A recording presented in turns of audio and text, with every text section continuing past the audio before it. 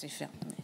Monsieur le Président, chers collègues, le 26 septembre 1985, c'est la date à laquelle les Restos du Cœur ont vu le jour. À l'origine, la dynamique lancée par Coluche n'était pas censée durer, mais force est de constater qu'elle est plus que jamais d'actualité. Aujourd'hui, après 38 ans d'engagement de tous les jours de milliers de bénévoles, après une épidémie de Covid-19 dont elle subit encore les conséquences, l'association se trouve à la croisée des chemins. La période d'inflation que nous connaissons actuellement met en péril l'héritage de Coluche. La hausse des coûts de produits alimentaires et du transport conjuguée à la baisse des dons met en difficulté l'association, d'où l'appel à la générosité effectué le 26 septembre dernier par le fils de l'humoriste Romain Colucci et relayé par de nombreux médias.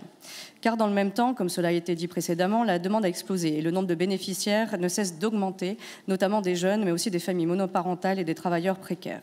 Les chiffres sont alarmants, 142 millions de repas servis en 2022 et en une année, nous atteignons les 170 millions, soit 30 millions de plus qu'en 2022. C'est un cercle vicieux qui s'est mis en place et il faut à tout prix le freiner. Au plus fort de la pandémie de Covid-19, la région Hauts-de-France avait déjà déployé les mesures de soutien exceptionnel et d'urgence pour aider à reconstituer les stocks de denrées alimentaires et de produits d'hygiène face à l'augmentation des besoins des familles lors de la crise sanitaire. Alors comment rester indifférent quand les Restos du Cœur de la région lilloise et plus particulièrement l'antenne de Wattrelos a vu ses véhicules dégradés le 1er septembre dernier ? Nous profitons d'ailleurs de cette prise de parole pour condamner fermement ces actes de vandalisme. Comment rester également indifférent quand les Restos du Cœur de l'Oise nous interpellent sur leurs locaux qui ne sont plus adaptés à la hausse des demandes?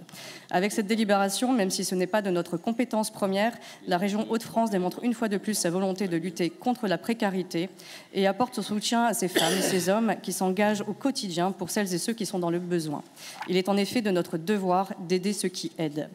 Au nom du groupe, nous voterons cette délibération et nous tenions à remercier sincèrement les bénévoles des Restos du Cœur, sans oublier ceux des autres associations caritatives pour leur travail, la plupart du temps invisible, mais non moins indispensable sur nos territoires. Le bénévolat prouve qu'un monde incertain n'est pas un monde sans valeur. Merci de votre attention. Merci beaucoup. Antoine Silani. Oui,